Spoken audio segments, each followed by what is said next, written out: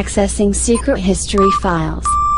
Identify Dr. Brian Sovryn, 21st century anarchist, tech journalist, game developer, creator of the podcast Sovryn Tech, directly responsible for stopping the enslavement of humanity by the blockchain intelligence.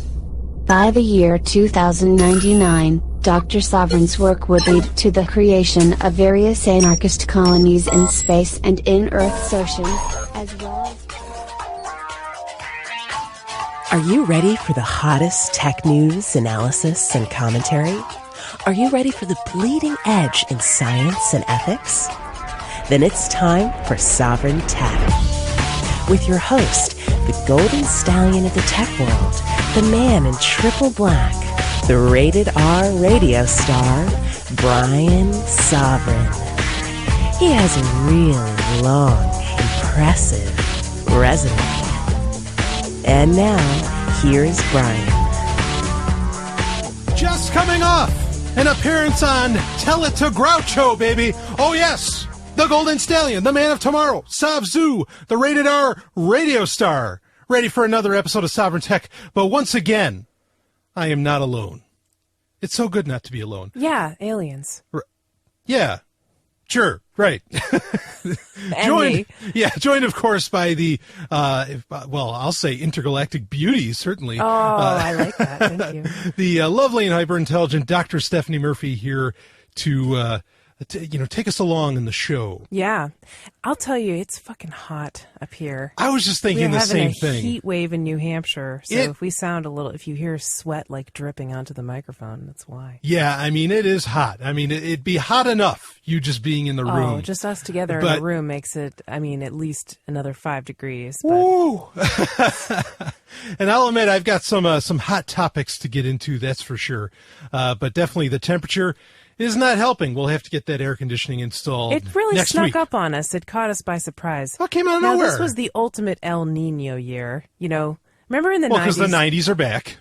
That's right, yeah. Because in the 90s, they said every year was El Nino, even though only 1 out of every 7 or whatever was El Nino. Right.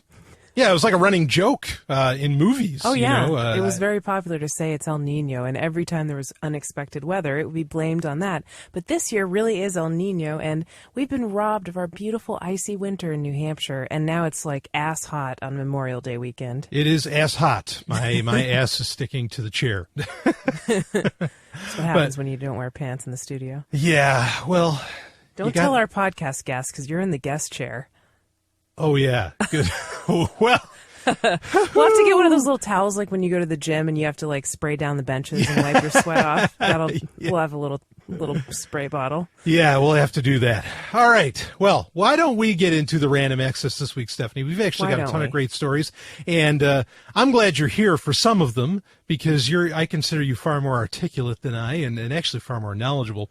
But you're really building up a big expectation on a warm, unseasonably hot night. And it's a late night recording, too. Yeah. Yeah, usually I do this show, I record it at 8 a.m., 9 a.m. on a Saturday or something. 8 a.m., yeah, right. Well, sometimes it's 8 a.m. I can think of a few times when you've done that, but usually it's 11 a.m. No. Usually 9, 10, something like that. This is church. See, this is why we're building another studio, because sometimes I need the studio on Saturday mornings, and you're in the studio doing Sovryn Tech, so I can't use it. I have to wait. Which, by the way, if no one listened to the show that we co-host together, Sex and Science Hour, if they didn't listen to this week's episode, which, by the way, I thought it was dynamite. It's an awesome show. I'm having so much fun doing it. Always. But somebody actually donated, and really it is much an effort to create the second studio. Got a 21 by 9 monitor. That thing is amazing. It's set huge. It up. It is so cool. Yeah. You can have literally 3 windows open on the screen at the same time and look between them without even having to switch. Yeah, I can have just tons of web browsers open if I wanted. I mean, there's so much because 20 I should probably get a monitor like that for audio editing because it's perfect for that because what you need is a long, skinny strip and it doesn't fit on most boxy square monitors. I thought my monitor was long, but yours is, I mean, that thing is beautiful. Right, yeah, it's long and beautiful. Thank you. Whoever sent that to you is awesome. But yeah, you have, normally like your screens are all 16 by 9. The average widescreen is 16 by 9. Okay. This is 21 by 9. So it's significantly wider. Like it's ultra wide screen. And this is good for all kinds of things, like you mentioned, for doing sound editing. It's great for multitasking. It is great for gaming as well. If the game can support it, I mean, you really get like immersed in the world. And that's handy for me too, because I make my own video games, even though they're not necessarily like immersive experiences in that sense. I could still see making some pretty good use of this, because other people have donated like the CryEngine, things to me. But anyway, yeah, thanks so much for that. Of course, if anyone else wants to donate more equipment, there's a whole slew of it that is needed to, to really, really increase the output that comes out of. We're going to have to come up with a name, for I don't know, the studio. Yeah, maybe we could make like a bullshit production company or something. Yeah, that'd be fun. Or like a media empire, Yeah, we'll come up with something. The Imperial Media Sovryn Murphy Productions. Or Imperial. Something like that. Something I was like going that. to say that Klingon robe is really necessary to keep the output coming out of the studio. Well, some people have fun with the things that they decide to purchase me. And if you wish to add on, just go to wishlist.zog.ninja. And that'll do that. And if you just want to donate, also donate.zog.ninja will work for that. Believe me, when Brian gets these packages coming in the mail, he's like so excited about it. He's like, oh my God, somebody bought something for my wish list. And then he goes and opens it. It's like Christmas morning. It is. And then he sees what's inside and he's like, ah. And that's saying something for a little Jewish boy. And then, yeah, exactly. See, you never had Christmas growing up, but now you get to have Christmas every day when someone buys something from your Amazon wish list. Thanks to the listeners. So, and boy, no comments about my Tell It to Groucho opening? I didn't get that. What do you mean by that? That was a show like in the 50s and 60s. It was kind of an interview show. See, no comments sort of a because Johnny Carson. Nobody got it. I know, but I wanted You're somebody... always making these obscure references. But it would have been great. It's like Groucho Marx. Marx, really? And then I'd say, well, yeah, I'm a cultural Marxist. Oh. Anyway, but yeah, Tell It to Groucho. Where are those was crickets? a We opened the window before. We were going to do the show with the window open because it's so hot. But there were crickets outside, and I said, why don't we just do it? And whenever we make a joke that's not that funny, we can just be silent, and the crickets will be there. Yeah, they'd be all set. Built-in natural sound effects. I love it. All right, well, let's really get into the random access this time around. And unfortunately, this one is not a joke. I wish it was. I mean, it's funny in an ironic way, perhaps not in a ha-ha way. And that is a story that I covered 2-3 weeks ago, which had to do with, I believe it was the Philadelphia Police Department. It was either Philadelphia or it was Pittsburgh, one of those. And what they had done is that they took Google Maps, and they put a Google Maps sticker onto their car. And they were like, scanning license plates and all of this. They disguised themselves as a Google Maps vehicle, right, when they were actually doing some kind of surveillance. Exactly. And I've been trying to keep tabs on this and to find more information about this because, as I had said, I was like, well, the least that Google needs to do, not that I think Google gives a shit because, they suck the state's dick as much as anybody else, and they seem to love it, actually. I was hoping they'd at least sue. Not that I care for legal action either, but I'd hope, just for PR's sake, that they would sue the police department, for doing this sort of thing. And even if I don't care if the Google symbol is somehow a Creative Commons thing or something, I mean, there's got to be something they could get him for, defamation of corporate character or something like that. Nothing has come of this. The story has been effectively completely forgotten. And there's plenty of time for someone to be out in front of it. So my point still stands, as I made on Sovereign Tech, 2-3 weeks ago, is anytime you see the Google symbol online, offline, real life, internet, wherever, just make it synonymous with the state. Because you just can't tell anymore, and Google doesn't seem to want to stand up for its own. Not that I would take anybody to court, but if somebody took Zomia Offline Games, and made a pro-police game or something like that, I'd be making a stink about it. I'd at least make a comment. All Google said is, well, we're looking into this. Maybe something will come up later, but it's too little. Really more should be done. So there you go. You can't trust it. And really, maybe that'll go for, Apple has cars out there that are doing maps as well. Maybe. Why don't they just do it with an Uber vehicle? Because Uber seems to love the police. Even more than Google. Yeah, they love. We've talked about that. Uber. Well, they fund Urban Shield, which is a police convention, they're sponsors of it anyway. They also, whenever they're asked for. User data, whenever they ask for information about a user or of a Uber employee or driver.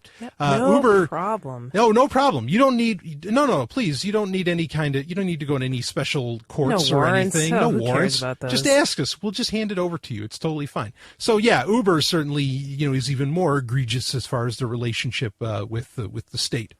So have you ever seen a Google vehicle driving around in New Hampshire? Because I have. Not in New Hampshire. I've seen him in upstate New York.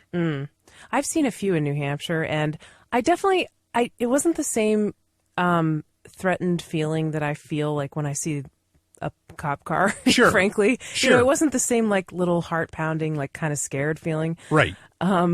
Certainly don't really feel safer. But I definitely got a little bit of a creepy feeling, a creeped feeling when I saw the Google vehicle. Yeah, what do you think that came from? Just because it has this camera running? Is that the idea? Well, yeah, I was like, oh shit, is it going to catch me at a weird moment and then it's going to be immortalized on Google Maps? Yeah. No. Or is it going to catch something embarrassing in front of my house or something, or in front of me, or right. Is it going to catch my car driving by and then people see my car and I don't know. It's very weird. Yeah, I can appreciate that. I think it's weird. I think there's a lot of ways that what they're trying to do could be done in completely different. For one, it's almost a fool's game. The Street View data. Businesses change, especially in some towns in New Hampshire. There's businesses that shift out every 6 months. So you're getting kind of inaccurate data there. You'd have to have a Google car go through every 6 months. Well, that's why they do. Well, I don't know that they go through that often, yeah. but I think it's kind of a fool's errand. I think to do a general 3D representation, perhaps, of a street or something like that is interesting. But at the same time, I don't know that many people that really spend that much time looking through Street View. It was cool for a little while. It's a little bit of it almost felt like a gimmick. And I don't know anyone else that really messes with it. The only anymore. reason I look at it closely ever is to kind of be nosy, honestly. Right, but how often do you do that? Well, I did it once because I was trying to give somebody else directions to a parking lot at the college where I was defending my PhD thesis, and I was like, "Ooh, I wonder how far it goes into the parking lot. Can you see the entrance to the buildings? Right. Can I put a little location here?" And it went pretty far in. Right, but would you say you're using Street View once a month, once a year, once a day, once a week? Once every 6 months. Yeah, exactly. Yeah. Right, that's my point. So that I would qualify that as rarely used. Okay, so yeah, fair enough. Maybe I shouldn't be so paranoid and worrying, thinking it's all about me. Oh my God, everybody's looking at me. Oh, I think it's fair to be paranoid. I don't like the idea. Satellite, all that stuff is really kind of a problem. Maybe we'll get into that more a little bit later on. This is kind of a tangent. Yeah. The point is, I wanted to say that, so often we tend to think oh my God, it's all about me. Everybody's going to be looking at me and pointing and laughing. Gwen, get over yourself. It's really not about you. Nobody cares. Well, most people are self-absorbed anyway, so they're not looking at you. To be fair, you are the center of my universe. So, it's not. Thank you, sweetie. Yeah. I don't mind if you gawk at me. All right. Nobody else. There we go. Well, unless it's a woman, There's maybe. One pass, and it goes to you. Thank you. All right. So we might get into that more later because we might have a drone story that we'll get into. But anyway, other random access. I just wanted to say that Google has done nothing about this really, what I think is a genuine, what I would consider a PR nightmare and I would consider unethical. And they've done jack shit because they're a company that, just doesn't care about anybody. Let's see. So next one here. Well, here's a little switch. This is interesting. Amazon is expanding their, they're kind of in the Seattle Light area, as it's called. And Amazon is expanding its headquarters. The thing is that it's going to be a while before they even, can fill in like this area that they bought out for a couple of years and before they do all the renovating and all this stuff. So for the next 2 years, this large piece of property with the building on it and everything that Amazon purchased to expand their campus is going to be a homeless shelter. Huh. Interesting. Yeah. I was like, well, fuck, I wish it was that forever, but good. Well, not that I want to give Amazon a whole lot of credit, but brings up an interesting point. Like, what are they going to do if there's a bunch of homeless people that come to kind of like rely on it, and then they're just going to be like, sorry, find another shelter, Well, it's a good question. I mean, and maybe Bezos would fund, an alternative or something like that. I mean, eventually, and I don't mean this to sound as dystopian as it is, but most of these campuses for these companies are going to turn into literal cities, sooner or later. So, I mean, there's always going to be the next expansion plan. Yeah. But, did they literally like buy a town, or is it just a large piece of property? No, it's just a building, it's actually, I think it's an old hotel that they purchased. Yeah. See, I don't know why. There literally are towns. We've talked about this. Oh, we're going to get in trouble. All right, go ahead. No, there literally are towns where you can buy a whole town in the U.S. Yeah. Like, I mean, some of them have problems. Like, there's that one where there's, like, the sidewalks are melting in Philadelphia. Oh, Not Philadelphia. Yeah. Like, somewhere in Pennsylvania. It's got a problem where there's some kind of geothermal energy. The sidewalks are melting. Right. And then there's, like, one in North Dakota that, like, may be contaminated with something or, No, but there's one in South Dakota for, like, I think it's 600,000. Yeah, I mean, that's nothing to a company like Amazon. Why not just buy the town and then build a city, make their own little Ave Maria, Sure. Well, I mean, eventually it's going to come to that. I mean, and actually, like, this is a point I bring up all the time with, like, with political campaigns. The amount of money that people like a Ron Paul or others make in political donations, they could buy their own city and they could run it more or less however they want. Yeah, absolutely. I mean, and some states are very favorable to, more city ordinance and municipality, law than they are to, the overall state. So there's lots of ways that could work out. So it just shows, I mean, what a waste of time, and none of these people put their money where their mouth is. But I'll give Amazon a little bit of credit. Good move. If you're not doing anything with that building for 2 years, fine. Let people shack up in it. I think that's wonderful. I mean, and it's ironic that a company like Amazon is showing up every church in the country, because I think that, most churches I know of are only open one day a week, and, that, or maybe two at best. Well, the rest of those days, I mean, and even on those other days, those Christian, take in some homeless people, for fuck's sake. But anyway, we'll get in trouble for talking. I'm pretty sure some of them do. I mean, yeah, I don't know. I don't know. Yeah. What? Well, I was just thinking, like, when I was a kid, I remember some situation where there was a rumor that, like, the rabbi was, like, living in the synagogue because he lost his house or something. He was homeless for a while. Sure. He was just living there. Yeah, pastors do that. I mean, that's commonplace. Yeah. Like, particularly in Christianity, that's a little more commonplace. But anyway, we'll get in trouble for somehow showing any any care for homeless people, because it's not a good thing for anarchists to do, as I understand it. But anyway, sarcasm. Here's a little shift. Peter Thiel. He apparently, and this is another story that we talked about a few weeks ago on Sovereign Tech, which had to do with the immortal Hulkster, of course, Hulk Hogan. He was taking on Gawker, for them showing a sex tape that, he didn't necessarily need to be revealed. Yeah, we had a great conversation with that on the show. Yeah, thank you. And so apparently Peter Thiel is backing a lot of cases, not just the Hulksters, But his was included in that. Peter his Thiel was is one of helping them. him fight Gawker. Right. And a lot of people, and it's funny, like this whole situation is really crazy. Not that I am any fan of Peter Thiel, and I've made that super clear. I mean, the guy that made Palantir, I love how people say he's libertarian. Oh yeah, he just created the greatest spy system in history. That's all. And that being Palantir. He supposedly, the argument is that, like, in 2007 or 2009, something like that, it was not known that he is gay. And right, so Gawker was going to out him. as being such, and he asked them not to. So he's got a grudge against Gawker. Yeah, and they went ahead and, and did it. I mean, Gawker goes after all kinds of people. They've gone after Leo Laporte. Hell, they've smeared me. Really? When did they smear No, it's true. You know that's when Coins in the Kingdom. Oh, that's right. Yeah. Yeah, they said I was a fearmonger. They had this whole thing, and they were complaining about my anti-government stance. I mean, I certainly have beef with Gawker. I'll admit to that. No publicity is bad publicity. Well, I agree. I agree. But you should put a thing on your website that says "as seen in Gawker." Yeah, I might do that. But, here's the interesting thing, like with Peter Thiel, is that now, Gawker's kind of trying to defend itself. And I've read the stories on Gawker, and it pains me to click on those links. But in the comments, a lot of people are saying, I can't believe you're trying to play the victim here. So most people recognize that Gawker's kind of in the wrong. Now, this gets weird because what they're saying is, or what Gawker is claiming, is that Peter Thiel's doing all of this because he wants payback. And this is actually what this really speaks to. Like they're trying to, because they know they screwed up with Hogan. They know they showed something that they shouldn't have shown.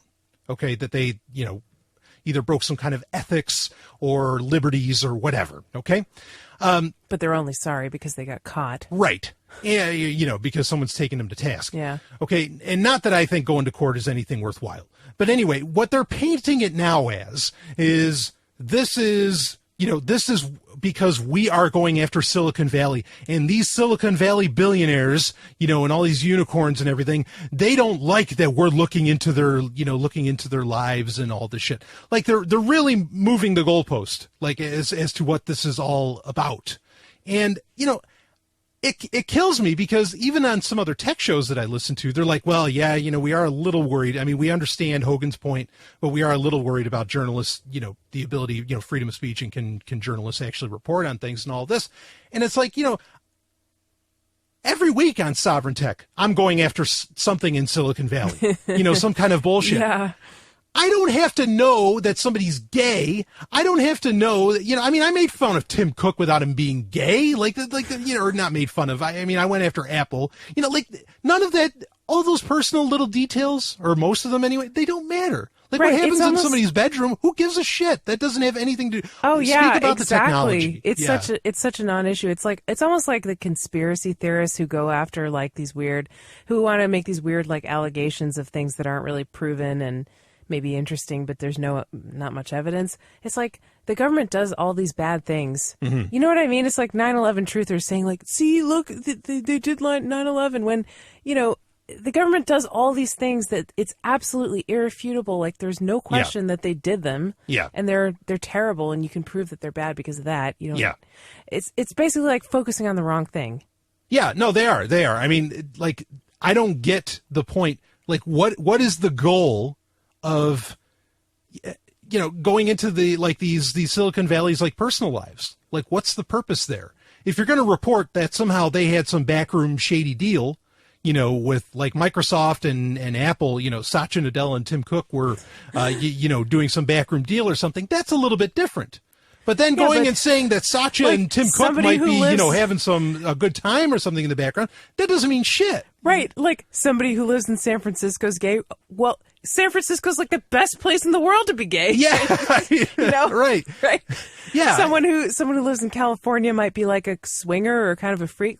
What? Yawn. That's been going on for 40 fucking years. Right. California's known for being sexually free. It's Hollywood, it's where the porn's made. It's So who gives a shit. Right. So this whole narrative that it's all about, Silicon Valley doesn't like us looking into their lives.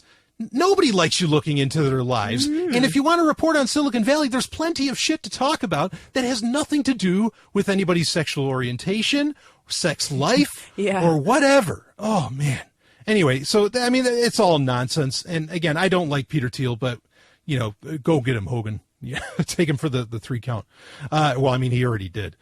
Here's a little shift. Let's shift on this. I mentioned this briefly last week, but this was interesting. At Google I/O, they did talk about it, and people are starting to have it roll out to their developer builds, apparently, that you can get the Google Play App Store on a Chrome OS device.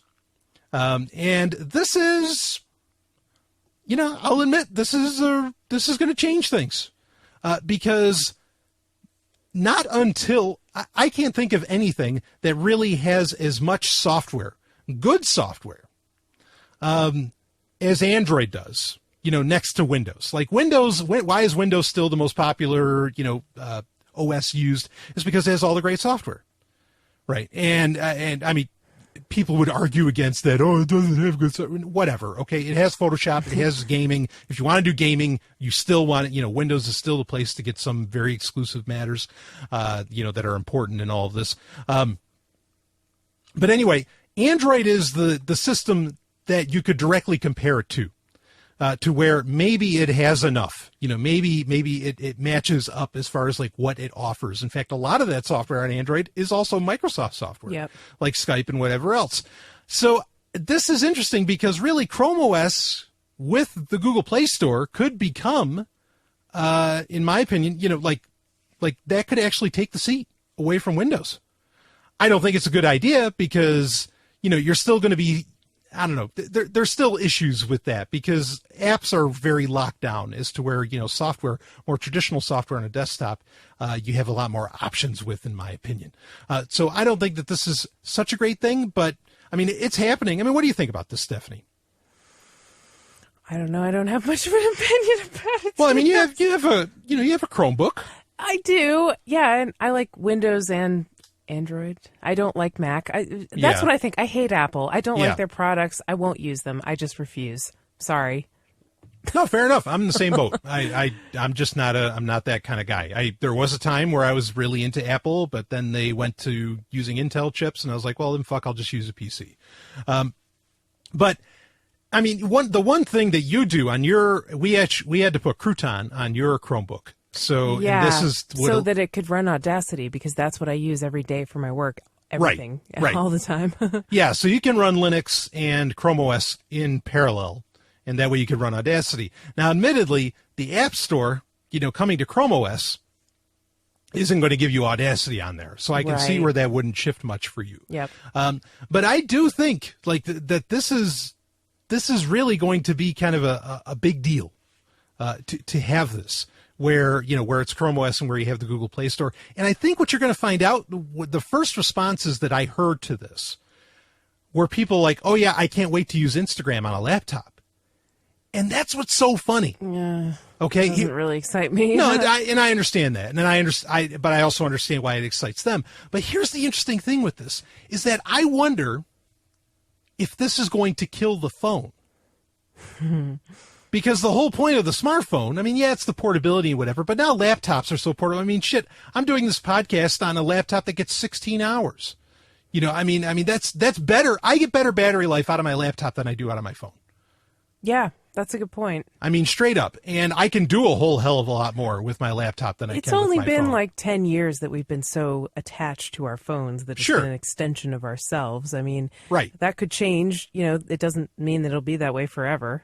Yeah, I mean... Maybe it will kill the phone. Yeah, I could really see that. I could see that, with having a lot of these apps that are generally a mobile experience because what happens with a lot of these apps, especially social apps, and supposedly that's the whole point of the phone is social of some kind, is that... Really? It kind of makes people antisocial to me. Well, it makes when you're in the room with them. Right, But what are they doing? They're talking to somebody else 1,000 miles away. I mean, it's not like they're just doing nothing. So weird. Sure. But what it's going to allow for is for the professionals to come in. Like the professional creatives or whatever, and they're going to step in. And yeah, I kind of feel like, I don't know. I wonder if in some areas of the world, this is going to, in some ways, kill off the phone. I mean, you're still going to have that device that you carry with you all the time, that you make a phone call on. But as far as like it but being nobody makes phone calls anymore. Sure. Right. But I mean, as far as it being like the most used platform for communicating, I think this might shift it back towards a PC. Yeah, it might. I mean, what's the big deal about apps, though, anyway? Like... Snapchat. The big deal is kids. That's it. I know, but, I mean, like, why can't you just use it in a browser? Like, why can't you do the same things that you might do with an app, but, like, do it in a website or a browser? Like, why does it have to be an app? It doesn't have to be. Yeah. But I think that companies like to create apps because it silos off.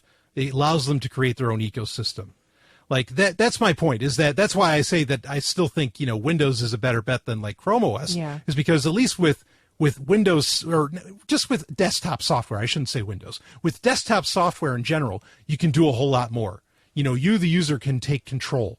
As to where with an app, not so. I mean, why does Google push the YouTube app so much? Because you can't use ad blockers on it. Largely, and all the other things like downloading videos and all this different stuff you can't do within an app because the app has control of the code. As to where in a web browser, well, you got to play ball with the web browser, goes, right? and then kind of anything goes. It's more of an open platform. So that's why people like the app. And so I could see, I could envision a future where Chrome OS becomes the single most used. And I'm not saying that I like it. I understand it. Like, I've promoted it in the past on Sovryn Tech, because it's a very secure platform, and that's still true. But I could see a future where Chrome OS becomes the main desktop OS that people use, especially when some services are going to websites like Photoshop, or all of Adobe stuff and all that. Anyway, all right, how are we doing on time here? Holy shit, we've done a lot of show already. I still have a lot of random access. Let's skip ahead. Here's another little Amazon story here. Comixology. You probably don't know about Comixology, nope. Stephanie. Sure don't. So it was a company that it really kind of led the way to having a platform where you could buy digitized comic books. Marvel, DC, Valiant, all those guys, Image, IDW, you name it. And it's actually a pretty good service. I've used it in the past. Amazon bought them out like a year and a half ago. Okay, all part of that Amazon World Domination Tour. It just made sense. Amazon was already doing comics through their Kindle platform anyway. Why not just get the rest of the deals, by having Comixology? Well, now Comixology is offering an unlimited, you don't own it, $6 a month subscription service for comic books. Now, there's not all the details are known exactly as to do you get the latest issues? Probably not, because Marvel Unlimited offers this. And I get it. I can see why people would be, why this would be appealing to a lot of people, particularly with comic books. Myself as a comic book reader, I keep my comics, but most of them I read once and then I never read them again. It's just kind of over after that point. Right. It's almost like a podcast where it's just okay. Yeah. Heard that one. Yeah, to some degree. But then there's some that are just so magical that you hold on to them because you're going to go back to it. And that's true for podcasts too. I know some series I keep the whole series, for and I listen to it over and over again. And this just goes back to, this is kind of the point, sort of what we were talking about, with Apple Music or with iTunes, Music Match and all that, where the guy lost all of his music and everything. This really drives more of the point home that eventually you are going to just pay a fee to access, a bunch of stuff, and you will never actually own anything. Yeah. Not that that's what they want. Well, that's what a lot of companies want. Yeah. Because then you're hooked. You're literally hooked because you cannot walk away. You're going to have to use it. If you want access to this stuff, you're going to have it. Yeah, totally. And comic books are kind of a unique situation because there isn't I don't know of the service out there. Maybe iBooks does this and I don't know it, but there isn't the service out there that allows you to buy a digital comic and then you get to keep it and you can transfer it around on hard drives and do whatever you want with it. I torrent comic books. I have, make no bones about that. But I do that not because, I'm not willing to spend money on comic books. It's because it's the only way I can own it in a digitized fashion. And it's strange that there's no really good way for me to do it otherwise. Yeah. So I don't know about this because I don't read comics. But sure. What do they have a format that they come in that's you can only view it in certain comic book reader apps or whatever? So when you torrent it, is it like a Kindle book basically? Yeah, when you torrent it, there is that format. There's a .cbr, .cbz, which really they're just rar zips. Okay. But, say you buy a book on Kindle, right? Yeah. You're not supposed to be able to do whatever you want with that book. It has DRM built into it. Right. Okay. And now with a service like Comixology, you pretty much, unless you have the app, then you could download it. And maybe you could find it on the phone, but usually it's all DRM'd and it's protected and you can't do, much with it. It's a weird space that is really kind of skipped. this whole idea of you being able to own it digitally. So I don't know that this is going to create a major change, but I'm a little concerned about it. Yeah, I mean, it definitely is different. I mean, I think people who grew up wanting to get like the first edition maybe of certain comics or like collecting them, because that was like a big thing, right? To collect comics and to have like first editions and I mean that definitely died off. Plastic sleeve and right. I mean that was a boom, that was a bubble, I should say, that eventually popped. I mean it's rather famously known. People used to think that they were going to be able to retire on their comic book collections. But that's kind of too bad that you couldn't. Yeah, but I mean, that didn't happen, at all. And I like digitized comics because, I mean, comic books are kind of unwieldy. I mean, like they take up a ton of space, and they are somewhat fragile. And so, digitized form is great, and like web comics are really cool. All this stuff is really cool. I worry. It just falls more to that you're never going to actually, have any possessions anymore. You're just going to pay a fee. Yeah, I mean, I certainly hear that concern, and I feel mixed about it too. Sure. But the real thing I see that's problematic is when you're into comic books, it's likely that you're a nerd, right? Yes, this is true. And where do nerd friends at their school usually? So where do they go to meet other nerds that they could become friends with? To the comic book store. Yeah. Right? Well, you know what? Now there is no comic book store. You get your comics online. Yeah. Good job, because we're going to talk. You actually did a great segue into our main story for this week. I didn't even know it was a segue. Yeah. You hit it. But this is an actual problem. In fact, I remember talking about this on Sovereign Tech years ago. But I think what was it? GameStop bought ThinkGeek, the website, thinkgeek.com. Okay. Okay. Yeah. And I had said, boy, it'd be wonderful if GameStop put like ThinkGeek stuff into their physical stores, and they just turn their stores, because there's GameStops everywhere, even though, hardware and, physical copies of games are in decline. It'd be great if they turned it into meeting places.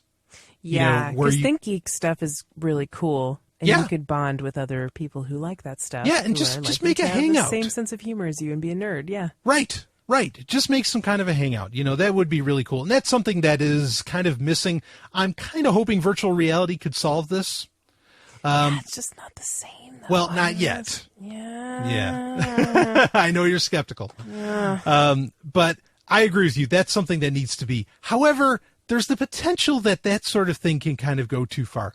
Now, before we go into our main story, there's a video, Stephanie, that you need to watch. Oh, that's right. And it doesn't. You told me about this. Yeah, Sovereign Tech listeners, I'll put the video into the show notes, but I apologize. It wouldn't make any sense to just play in audio. So, with the magic of podcasting, we're going to disappear here for a second, and then you won't even know that we're gone. Let's watch this little video. This is Apple's new flagship San Francisco retail space. This is the next generation of Apple retail. Apple is celebrating the 15th anniversary of its retail stores, and to celebrate, they're giving us a look at this one, which they're calling the future of retail. But you don't enter the future through doors like this. You come through doors like these. These massive sheets of glass open to a new indoor-outdoor feel, a design language that will be integrated into new stores around the globe. Apple's retail aesthetic has long been as clean as a space station. But now there are indoor trees and soon a greenery-filled public courtyard. The hangar-sized doors slide open 40 feet. That's wide enough for Apple to sell things much larger than phones and laptops, like, say, a car maybe.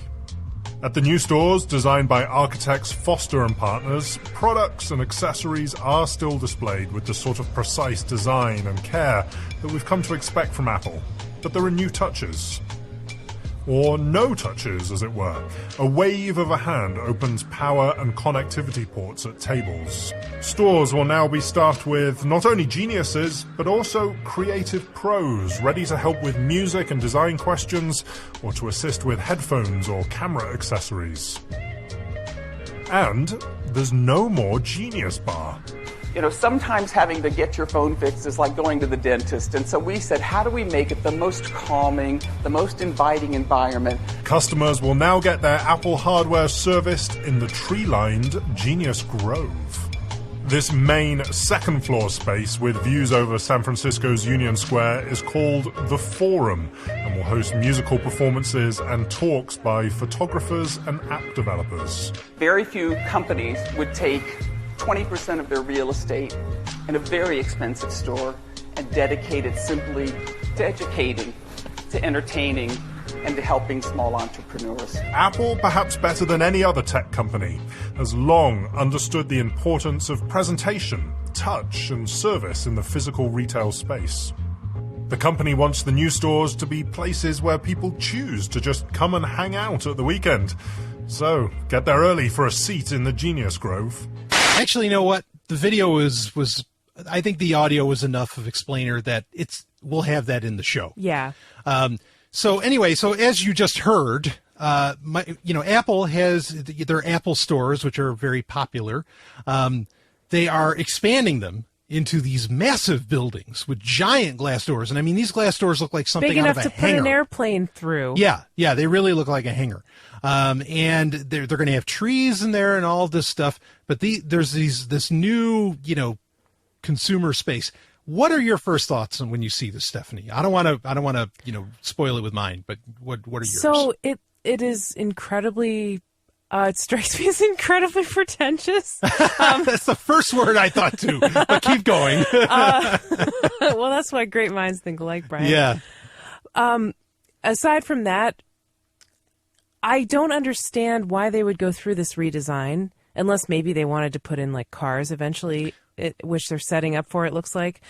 But like, I've heard that Apple stores are the most profitable per square foot, which is a measure that's used in retail, right? Like, yeah. Per square foot, how much sales does it generate? And I've heard that Apple stores are actually the highest dollar of that figure. So why would they mess with success? Why completely change things when they're already doing so well with their sales? I just don't get it. And they said, like, the woman was saying in this video, like, oh, what other company would dedicate 20% of their space to just entertaining and educating people? We want it to be somewhere where people just hang out on the weekends, even if they're not buying anything. And it's just like, oh, seriously? What do they think? There's some college or something now? Are we going to Apple University? That is just so weird. Like, yep. What the fuck? So now... Why are they doing that? Right. Now, you did not know what the video was that I was going to show you? I hadn't seen it. I just watched it for the first time. We did not talk about I did not tell you what you were going to be seeing, for the main story or what it was going to be. None of this was covered. But you your thoughts are exactly the same thought that I had, like wow. all the way around. Like, what the hell are they doing? Yeah, what the hell are they doing? Right. I don't understand it. Like you said, they are the most profitable per square foot. I think the case could be made they may also be the most expensive store per square foot. Yes, I've heard that too. Yeah, in fact, I have a great friend that I used to work with at a previous tech company, and I'll just say, VV, here's to you, baby. He knows who I'm talking about. And he works out of Pennsylvania, where they make like a lot of the glass, they do a lot of the laser work and everything, to make all this stuff, look as good as it does. And I mean, the money he makes and the money that Apple spends. Oh yeah. I mean, it's insane. It's crazy. Yeah. Now, is this all like, is this some kind of marketing? Because, say wherever you see these Apple stores, now I don't know if they're going to do this. Obviously, they probably can't do this to ones like that are in a mall or something, but I don't know, they might try. Yeah, but it's weird. Like in a standalone, store, I mean, I could get the marketing point that, wow, look inside there, you can see the whole future. Like they want everything to be glass. They want everybody to see what's going on in there. They had wood headphones. Like, oh yeah, it's so pretentious. Like, yeah, it's pretentious as fuck. And what's crazy is, look, Apple's a fucking tech company. They're not. They're not an interior design company, right? They're acting like at least they shouldn't be. They're not a lifestyle. Yeah. I know people want them to be. People think they are, yeah. But they're not. It's just a fucking tech company that would have tanked if Microsoft didn't save their ass, if Bill Gates didn't save their ass in the 90s. I mean, like, maybe they're trying to make it so that people are happy when their phones break and their Apple devices break and they have to go to the Apple store. To a piece, I don't like, but it's weird. Like, people watch this video. Break. I mean, like, you're sitting around in these trees, and I mean, I'm just waiting for the day when there's going to be like an interior waterfall, and there's going to be little, cockatoos flying around. Be doing their Apple feng shui or some shit like that. Like, this is really creepy. Yeah. Because this is, and you know what it really shows off to me? Silicon Valley, the mindset of Silicon Valley. Well, yeah, it's definitely the mindset of Silicon Valley. But I've talked about how I said, look, Google, Larry Page straight up admitted that he's going to build cities.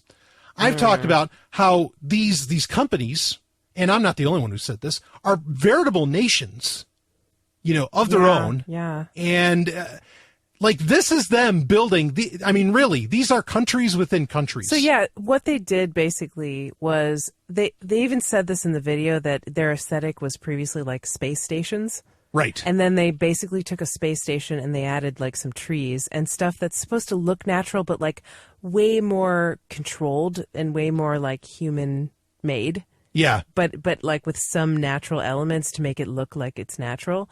So yeah, I would not be surprised if they are trying to design some kind of futuristic city or something. Yeah, this is lifestyle design. And this is, folks, they make smartphones and laptops and computers. That's all they do. Everything, what you do with those things, they're just tools. That's up to you. It's not helping their reputation for being a culty company either, right? That's they want fucking people culty. to hang out at the store on the weekends. It's a goddamn church. It is a church, yeah. Thank you for saying that, because that helped me put my finger on exactly what I found so weird about that, yeah. Right? Like, yeah, this is very cult-like. Yeah. Supposedly, if you call something a cult, they can sue you. So it's very cult-like. I think that's just Scientology that does that, right? Maybe. But, well, how is this any different than Scientology? I mean, holy shit. Like, I'm in awe. Yeah. I cannot believe. And what's worse is Microsoft's probably going to copy them. Who knows who else is going to copy them, in all this. I mean, it's just super, super weird. And it looks like a temple. It really bullshit. Does. It looks like some kind of a temple, yeah. Yeah, it's temple to stuff. And I mean, and it's so perfect too, because, like with your iPhone, like I love this, what was it, the Error 53 story, where if you took your phone to like a third party vendor or something like that. I mean, this is also that Apple is killing not the third party vendor, the third party repairman. Oh, Apple right. is killing the third party, repairman, which that sucks too. I used to love going to the TV repair guy because he'd actually teach me something instead of just acting like a pretentious fuck, calling himself a genius and saying, I'll just take that in the back and fix it for you, buddy. Don't you worry about it. I could learn shit from people, 20 years ago. Right. It's like when I go to a repair shop. You have a spiritual problem, you have to take it to the priest, and they won't tell you any information that might enlighten you. They're just like, here, I fixed it for you. Bingo. Yeah. Bingo. There is an absolute lack of, like, all these clean lines and all this stuff. Look, if I was creating a temple to technology, I want you to see every nut and bolt, every wire, every piece of silicon. I mean, I want you to see the whole thing. I want you to know the process. Right. I want you to know how it goes down. They want to educate you about everything except, like, how their technology works. They want to educate you about the things that they want to educate you about, but nothing else, right? Yeah, I mean, this is becoming a religion. Like I feel like it. I mean, I'm being a little hyperbolic. Yeah, but seeing that video, it definitely smacks of religion, yeah. Yeah, because how does all this stuff work? Well, it's just like God. It's magic. Yeah, you can't know. That's in their own marketing line. Don't it's worry magic. about that, Don't worry peon. about it. You don't need to know how that shit works. And it's like, yeah, okay, I don't need to know how electricity works to turn on a light switch. But that is by choice. You could go and find out. As to where with Apple, a lot of this stuff, you are not allowed to figure that out. I mean, the whole thing just rubs me so wrong. Do you have any other thoughts on it? No, you summed it up. Yeah. It's creepy. It's weird. I wouldn't want to go there, but I hate Apple anyway. I don't use their products. So yeah. Now, there was another company called Razer, and this is where things get kind of strange. They also did their own store, which was somewhat similar. Who's Razer? Now, Razer, R-A-Z-E-R. Okay. They are, if you're not a gamer, you don't know who they are. That's why I don't know who they are. Which is fine. That's totally fine. But they are another one of these cult companies. Like, people get razor tattoos. It's like this triangle symbol thing. And they make mostly gaming stuff. And honestly, a lot of their equipment, especially in recent years, sucks. Like, it's really, really shitty. What's their appeal? Why do people like them? For a time, like, it did look cool. Like, they treated gaming as being cool when gaming at the time was, for dweebs and for, people that... Great word. For people that were socially awkward and whatever. So they really attached to that. And then it just turned into another Apple. So many companies are doing this, and I think it's fucking creepy. I do not think it's the grandeur of capitalism.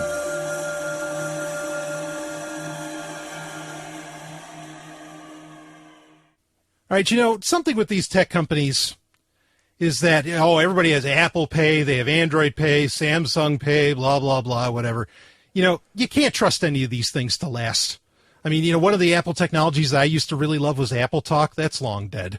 You just can't count on it. But if you want to perhaps put your money into something that will last, I would recommend precious metals. Oh, yeah, for sure. And you can convert Bitcoin into precious metals. That's right. I mean, you can be... Roberts & Roberts brokerage. Yeah, it's this perfect melding of the ancient and the cutting edge. Indeed. At Roberts & Roberts brokerage. And I mean that. And Tim Fry, he is the best. He is just a great guy. I did that, and we're not just saying that. I've used Roberts & Roberts. I've bought precious metals with Bitcoin from Tim, and literally, I bought it at 5 o'clock one day. It was there by 10 a.m. the next day. Literally, yeah. It was amazing. Faster than Amazon serves New Hampshire by a long shot. Oh, yeah, for sure. Yeah, I mean, they're based out of Pasadena, Florida, so just picture that. No, not Pasadena. Pensacola. Oh, Pensacola. Why did I say Pasadena? Because we're thinking of California. Yeah, sorry. Oh, yes, thank you. Pensacola. They're based out of... If I ever said Pasadena before in that ad, I apologize. I know Pensacola. Wings of gold, baby.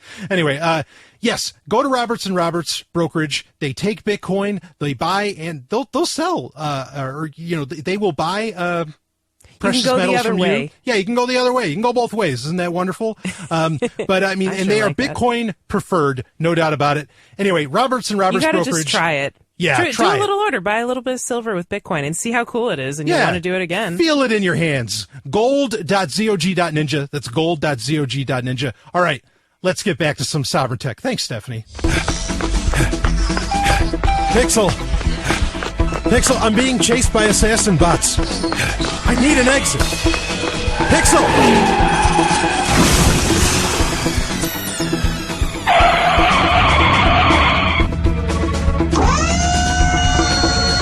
Brian Sovryn, come with me if you want to leave. Who are you? I'm Adelaide. I'll tell you more later. Get in the vehicle. Get in a car with a scantily clad and beautiful woman? Guess it's been my first choice before. Let's go. First choice. It is time for First Choice, where I cover the stories that get sent in to Sovereign Tech through the various channels available. Of course, you can go to contact.zog.ninja to find all of those. And of course, I'm joined by Hadley herself. I almost forgot about good old Hadley. Yeah. Aw, she's so sweet. She's great. And boy, a lot of people are asking, okay, like, where does a name like Hadley come from? Is it some kind of another acronym or something like that? Obscure Brian Sovereign joke. Incredibly obscure. Folks, let me give you a clue. If you're ever listening to something Brian says and he makes a reference that you don't understand, he does it all the fucking time and he never explains it. And he's just hoping against hope that someone will get his obscure references. Someone somewhere is going to know. But most people won't have a freaking clue. So you have to ask him to explain because he doesn't remember that usually. Yeah. And I was just about to tell people where Hadley comes from. Okay. Hadley the android. Yeah, but go, please. No, I'm not going to. So. Okay. Did I ruin it for it? I'm so sorry. Oh, fuck. Maybe next week. Yeah, okay, Brian. Yes. Where does Hadley come from? I really want to know. You're going to have to do more than that if you want to get... I mean, Brian, you have let me ways get under of... the table. Here, let me take off my headphones. All right. Oh, here we go. All right. This is live. Brian, where does Hadley come from? All right. Wow. So there's a book. There's a French book, science fiction book from the 19th century called Tomorrow's Eve. And it is one of the first times that an android, not the first time an android's ever mentioned, but one of the first times one's ever written about. And the android in the book, her name, and it is a her name is Hadley. And that's what is a reference to that. It's a tremendous read. You can get it in English. It is not available in ebook format, so you're going to have to buy the good old paper copy. But just an amazing little piece of French work there. And boy, that was another amazing piece of French work. All right, so let's get into our story. This is kind of an amalgamation of 3 stories. And what I really want to talk about is the future of copyright. Oh, okay. Because some crazy shit's going on. And there's 3 specific stories. Each of them kind of have a different angle that they're getting attacked from. But I think all of them, and, letting the cat out of the bag, all of them showed the bullshit that copyright is. But for starters, there is the Star Trek Axanar film, which I don't know if I showed you the trailer for that or not, Stephanie, but this is a really, really well done Star Trek movie. I mean, and we've certainly seen some well done Star Trek film, independent, quote unquote fan films, though I wouldn't degrade them by calling them that. And Axanar was a Star Trek movie that it went through a Kickstarter fund, made it made over $500,000. That's right. Yeah. And there was a case, Paramount started saying they were taking him to court. They were going to say, you cannot be making this. And supposedly this is an unauthorized Star Trek movie. Right. And, there's a whole story just in that one. In fact, they were even saying because one of the things that they were doing is they were trying to copyright Klingon. Oh. Because really? Because in the case, being forwarded, was that, they're using Klingon and that's copyrighted by, by Paramount Pictures or by, whoever, somebody in Star Trek. Because, you have Paramount and you have CBS, 2 separate entities. And that got kind of crazy because.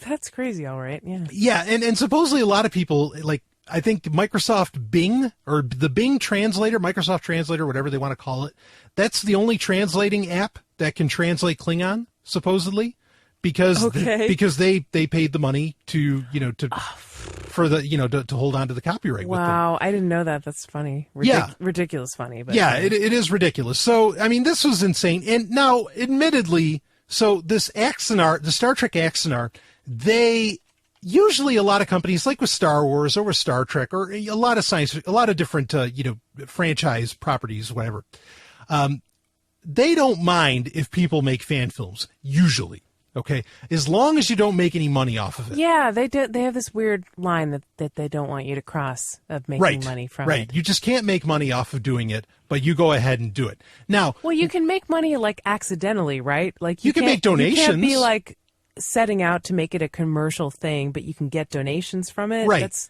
How is that much different? I don't know. Yeah. So, this is where I think Axanar Why would you make a movie and not expect to make money off of it, or not try it? Well, some people do it for the passion, or they do it for donations. Yeah, I don't know. It's just what? If you're gonna make a movie, and you're gonna make it as good as you can, why would you not want to make money? Anyway, yeah. There's reasons. Yeah. I would make Star Trek porn, and I would gladly do it without making money. But wouldn't you like to make money off of it? Well, sure. I'd love to get paid for it. That was really my point. I think anyone would prefer if it were absent these restrictions. I think you would see a lot more people wanting to make money off of their movies. Sure, yes. But, at the same time, I would do some of these kind of things for free. So you have, there's other, was Star Trek Renegades, Star Trek Continues, both very, very, high-end productions that get done. And both of these really, I feel, why didn't they get attacked? Because they've been around a lot longer than Star Trek Axanar had. And I think the situation here with Axanar was that what happened is with all the Kickstarter funds that they made, because Star Trek Continues has done very well on Kickstarter as well. So has Renegade, either on Kickstarter or Indiegogo, whatever, through crowdfunding. I think what happened with Axanar is that they came out and said, we're going to create a whole production company. We're going to make Axanar Productions, and we're not just going to do Star Trek. And I think that's where Paramount jumped in and said, oh, wait a second, this is not okay. Because you are building this house, effectively, this production house, on our brand. Didn't it have something to do with, like, wasn't the person who started it, like, a lawyer or something? Yes. Well, the main guy who's behind it is a lawyer. So. Okay, so that was my theory, was that he actually wanted to get sued because it would be great publicity for his thing. And that getting sued was like he baited them, like he wanted to get sued. Maybe. But, either way, I think the reason that Paramount, who does care about copyright, of course I don't, but I think the reason they started, getting all in a tizzy is because this would set a precedent to where you could make a fan film that people would want, and then you could end up creating a whole business, outside of making that fan film. Right. I'm not saying I agree with that that's okay. I'm just saying that I think that that's what their mindset was. That's my only guess on that, because otherwise I don't understand why not go after Star Trek Continues, why not go after Star Trek Renegades. Now, it's ironic because, and there's other stories I want to get to about copyright. It's ironic because Axanar, like the look, the acting, and they got big time actors, Richard Hatch, they got the guy that played General Martok, they got all these different people, to be in it. I think Paramount and CBS were probably a little worried that fans are making better shit than what they make. Definitely. They don't want that. Right. Yeah. Because then they become like, well, why do we even hold on to this property anymore? Because, nobody watches our productions of it. Everybody likes what the fans make. And it's true. They did, Axanar certainly looked better than just about anything, coming out. Thankfully, the recent trailer for Star Trek Beyond hopefully makes that movie looks a little more interesting now. But now what happened is, and I don't think, speaking of Star Trek Beyond, I don't find this to be coincidental that J.J. Abrams and the director of Star Trek Beyond came out and said, we talked to Paramount and we said, drop this lawsuit. We convinced them and said, you don't want to do this. You don't want to handle it this way. Let this movie get made. Drop this lawsuit right now. And they said within a few weeks it will be dropped. Now, so this gets funny because obviously I could see this as being this is a PR stunt to make Star Trek look good because, oh yeah, we will let fans, do their thing. This makes J.J. Abrams, this makes all kinds of people look good. Yep. So there's that angle to it. But then they said it'll be a few weeks before we cancel it. I'm a little worried about that. What? Because that means... What? Why would they do that? Yeah, why wait a few weeks? Just drop it right now. And so I'm a little worried. worried... They have time to change their mind? That just looks Well, that's the thing, shady. is that a few weeks from now, it will be... If they wait a few weeks, it'll be after Star Trek Beyond is in theaters. Yeah. And then they could make their big opening weekend money, and then they can just, renege on the whole thing and say, oh, no, we're still going after Axanar. This is insane. That looks so bad, yeah. It does. And so you have that going on. So now fan films to some degree are getting attacked, even though, like I said, this fan production was turning into a production house. And I think that was the concern, is that, hey, you used our franchise to build up your name. Well, do you have a response to that? How do you feel about that? Well, I was just thinking, like, let them have the Klingons. Come on. They can make movies about Klingons. Yeah, it's so crazy that... It's not even about the Enterprise or anything. Right. No, it has to do with a completely different situation. Yeah. Yeah. Have the Klingons. Yeah. It is still Starfleet, but yeah, there are some prominent Klingons in it and yada yada. So you have that one. And again, I get it. I think I understand why Paramount did it. I still think it's bullshit. I really think it comes down to... You understand it in the paradigm of the system. Right. Yeah. Right. What they really should have done is they should have hired these guys. Yeah. That's what they should have done. It's the entire not? production team for Axanar, we want you because obviously you've got what it takes, or you know what you're doing. Yeah, why don't they make some more movies? You know what I mean? Like part of the reason fan films exist, and even like very professional, good quality fan films, is because the demand is not being satisfied by Paramount. Right. Yeah, and it's not. The last, heavy duty Star Trek, outside of the movies that we've had was 2005 when Enterprise got canceled. Yeah, there's not been... I need my fix. Same here. Why? It's been a decade. Damn straight. And, I think it really shows what copyright is really all about. Copyright is not... Yes, it's about protecting an idea. Like, that's what a lot of people want to claim. But I think it's really about protecting jobs. I think Hollywood is scared to shit, over the fact that the average person now can get a nice 4K or 1080p camera, and they can do full-on productions that rival anything that's done in Hollywood. And they're sweating. They're sweating about that fact. I can speak to that. I mean, I see it all the time with voice acting, right? Because there's, there's an explosion of non-union voice actors that work on the internet. Like me, I'm not in SAG-AFTRA. Right. I mean, I think it would be great to be in the union because, not that I really am a huge fan of unions, but like it means you've attained a certain level of professional prowess, like you have to be good, right? Right. to make it into the union, right? You have to be a good actor. And I'm not really an actor exactly. I wasn't trained in acting or anything like that, so I'm sure I still have a long way to go. But I mean, definitely there are union actors who are very grumpy and upset about the prevalence of non-union voice actors online, and some even use use words and phrases like taking our jobs. Yeah. Well, I think that's they'll work for cheaper, they're undercutting us. Right. I think that's what it comes down to. I don't think it's not piracy. It's not any of this shit. It's just that they are terrified that that fans can make better shit, better stuff better productions than Hollywood can, because Hollywood has just these, crazy amount of rules that they have to follow, and fans won't bother to follow that. So now I want to switch it up, because this is an interesting point in copyright, and this is Fox, as in the television network, stole a game clip, used it in an episode of Family Guy, and then DMCA'd it, or DMCA'd the original. So let me read a little bit about this. Oh, okay. No.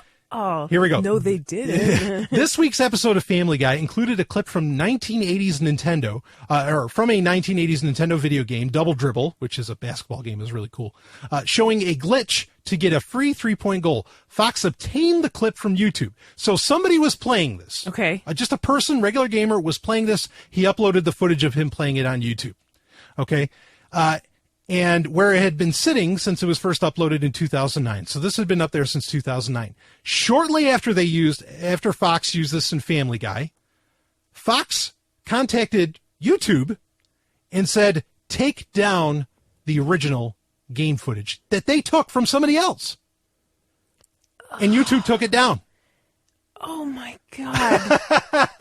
What a bunch of shit. That is so shitty. Yeah. Like, why even do that? Like, what moron was on top of this? I don't even understand. Like, how can you do that? How can you say that, okay, so, I'm playing a game of Tetris. I have a really great game, and I show it off to the world. But then Hollywood can just, or whatever. And I use these terms, Hollywood. Yeah, I know sometimes they film in Vancouver, or so they do it elsewhere. Did they ever tell the person, so the original guy that put the video on YouTube, did they ever tell him, like, hey, we're using your clip in our show? Or No, they just took it. He just got a takedown notice one day. They took it. They put it into... After 7 years of peace. And the guy, as I understand it, the guy saw it and was like, oh, wow, this is incredible. And then Fox contacts YouTube and says, take it down. And again, I think this kind of dovetails in with what's going on with Axonar, is that there was the chance that they were going to make a big deal out of this guy. This guy was going to get some fame. Yeah. Okay, off of the... They don't want it. They are. I mean, Hollywood's siloing itself as much as Silicon Valley is, to where you got to work with us. You've got to be, you got to be in our boys' club. And all of this. It's so rare that anybody, that somebody that isn't within their purview, that doesn't have their say so, gets to make it big. Yeah. I mean, and if they do, then they start to rope them in. But I mean, can you even imagine the ethical or legal case for this? Because I mean, when you post stuff on YouTube, it defies logic. Yeah. Right.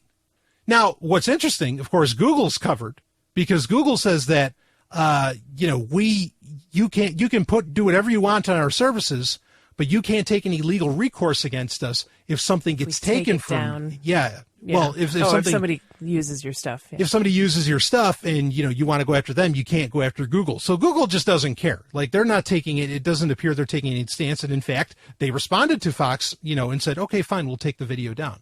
I mean, that is unbelievable. They just take down anything, though. They don't look into those takedown claims. They take down first and ask questions later. Yeah. And if usually, they get a request, they'll take it down. Right. Right. Yeah. And I mean, and granted, I've made the case before. It's like, look, it's YouTube. It's a service for free.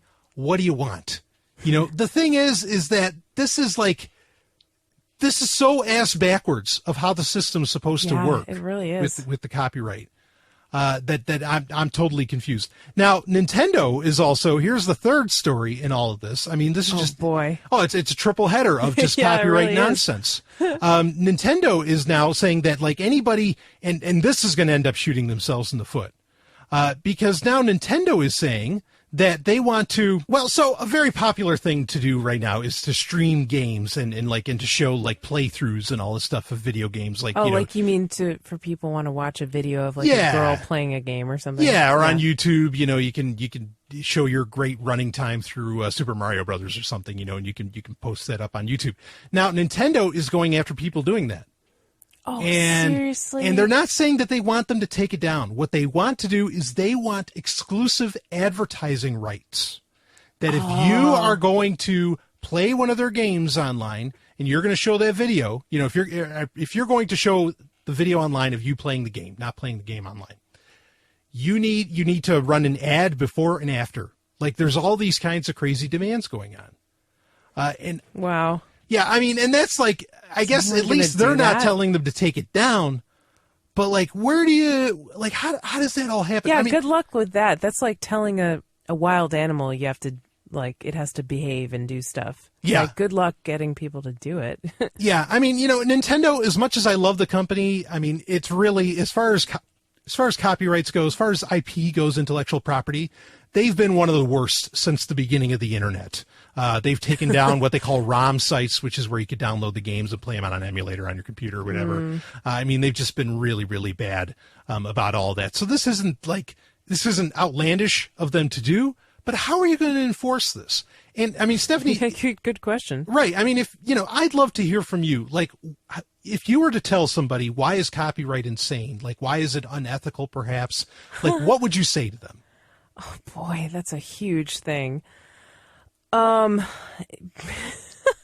Because ideas are not really the same as physical property. Mm-hmm. They're not something that there's not a scarcity of ideas. There's not something that if you own an idea, it excludes someone else from having control over it either. You know what I mean? Like if you own a car, that's your car. You can exclude other people from using it, because one of the reasons being that if someone else were to drive your car when you wanted to drive it, that would be a problem. Or if someone else were to use your car and damage it, when you still wanted to use it, that would be a problem. That would be depriving you of something. Right. Whereas with an idea, someone else can use the idea and it wouldn't damage the idea or deprive you of anything. Yeah, though some would say of money. But that's not a guarantee either. No, right, because there's no guarantee you're going to make money off of your idea in the first place. Mm-hmm. Yeah. I mean, for me, and this goes to show particularly with the Nintendo case, is that it's unethical just straight up based upon the fact you would have to have a surveillance state to enforce copyright. For Nintendo to do what it wants to do, it's going to have to see everything everywhere. Yeah, that's for that great to matter. Point, definitely. Yeah, I mean that's the real crux for me with copyright. I know some people talk about, there's different ways that we could do it and all that. Well, it's unethical from the get-go. Are you tired of theorists talking about the free market as a cure-all for every problem without first-hand experience of how the market actually works? Well, the Free Coast Financial Radio app gives you wall-to-wall shows by hosts who not only understand the market, but tell you how they make money in a variety of investment and artistic endeavors. The Free Coast Financial Radio app for Android is 24/7 streaming audio content on finance, liberty, and technology from the coastal region of New Hampshire. Because there's a lot more to New Hampshire than just Keene. Free Coast Financial Radio. Useful information, compelling personalities, and superior audio quality. The Free Coast Financial Radio app is covered by the BIPCOT No-Gov license. Go on the Google Play Store or on Amazon and search Free Coast, all one word. And please rate and review. Worms.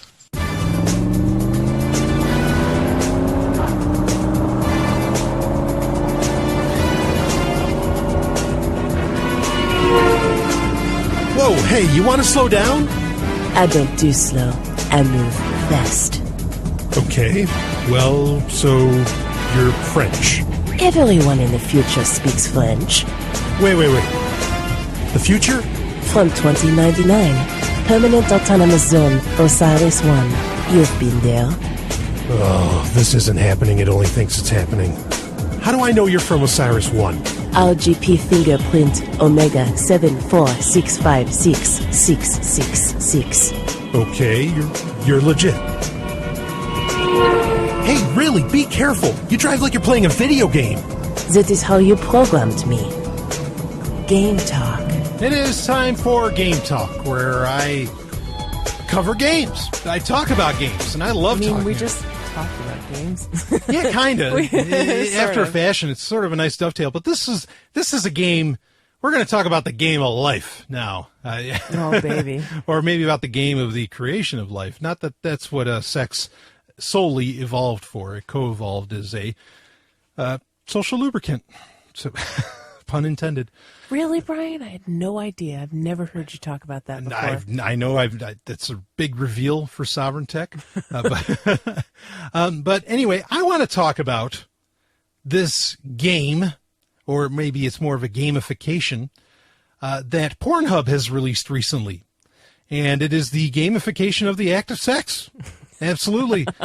Pornhub launches... is this Bang Fit? Bang Fit. Yeah! So you can bang to get fit. So this is kind of an exercise, but as much, I mean, there's points in all this business, and you play it, and it is the gamification of sex. Like, okay, do you need any more incentive to have sex? I mean, I'm pretty sure it's its own incentive.